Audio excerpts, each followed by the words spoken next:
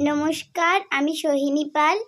আমি কবি চন্দননাথের মেঘের খোঁজে একটি কবিতা বলে শোনাচ্ছি। মেঘের খোঁজে চন্দননাথ। মেঘেদের কাণ্ড দেখো, কীরকম অবাধ্যতা। ওরা কেউ শুনছে না আজ বড়দের কারোর কথা। শুধু কি বড়র কথাই, আমরাও বলছি কত। মেঘের রাত চলছে তবু কেবলই নিজের মতন। যদি চাই ঝলমলে দিন, ওরা ঠিক বুঝতে পারে। আকাশের মুখ তখনই ঢেকে দেয় অন্ধকারে। যখনই বলছি আবার দে না মেঘ বৃষ্টি ধারায়, ওরা হয় অমনি উধাও, শুনশান আকাশ পাড়া। দেখো কি দুষ্টু ওরা, কি ভীষণ খামখেয়ালি। যেখানে ইচ্ছে হবে সেখানেই ঝরাই খালি। কতদিন রুক্ষ মরু বলেছে পারছি না আর।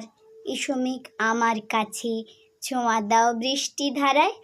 তবু মেঘ যায়নি কাছে, দেয়নি এক ফোঁটা জল।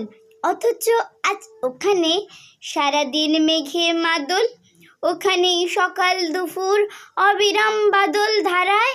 মেঘের দস্যিপনা বলো আজ রুখবে কারা?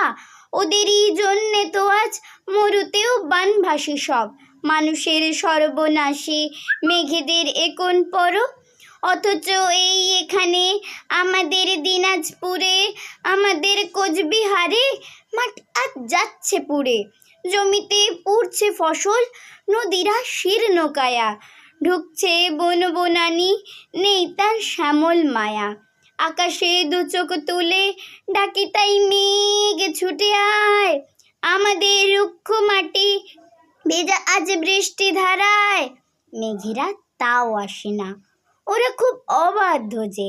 চলো তো বেরিয়ে পড়ি ভালো এক মেঘের খোঁজে। চলো তো বেরিয়ে পড়ি ভালো এক মেঘের খোঁজে। চলো তো বেরিয়ে পড়ি ভালো এক মেঘের খোঁজে। নমস্কার।